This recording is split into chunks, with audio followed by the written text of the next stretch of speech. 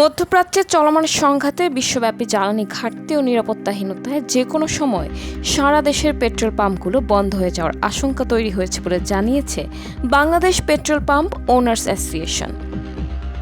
রোববার ২২ মার্চ রাতে এক বিজ্ঞপ্তিতে এমন আশঙ্কার কথা জানিয়েছে সংগঠনটি। বিজ্ঞপ্তিতে Bangladesh petrol pump owners association জানায়, সারা দেশের পেট্রোল পাম্পগুলোর অবস্থা খুবই করুণ। কারণ কোম্পানি থেকে পাওয়া দৈনিক তেল দিয়ে ক্রেতাদের চাহিদা পূরণ করা সম্ভব হচ্ছে না। ফলে তেল নিতে এসে ঘন্টার পর ঘন্টা লাইনে দাঁড়িয়ে থাকছেন মোটরসাইকেল ব্যবহারকারীরা। এছাড়াও দীর্ঘ সময় বিরামহীন দায়িত্ব পালনের অভ্যাস না থাকায় পাম্পে কর্মরতরা শারীরিক ও মানসিকভাবে চাপে পড়ছেন উল্লেখ করে বিজ্ঞপ্তিতে বলা হয়, সব মিলিয়ে পর্যাপ্ত তেল সরবরাহ না পাওয়ার কারণে যে কোনো সময় সারা দেশের পেট্রোল পাম্পগুলো বন্ধ হয়ে যেতে পারে।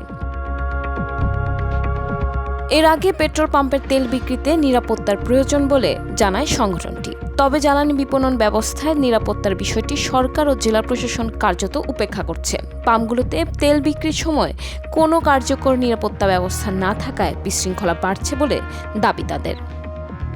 সংগঠনটির পক্ষ থেকে বলা হয়েছে, ঈদের আগের দিন রাতে অনেক পেট্রোল পাম্পে অ্যাম্বুলেন্সের জন্য মাত্র ২০০ লিটার অক্টেনও সংরক্ষিত রাখা সম্ভব হয়নি। জোর করে পাম্প খুলে সেই জ্বালানি নিয়ে যাওয়ার ঘটনাও ঘটেছে।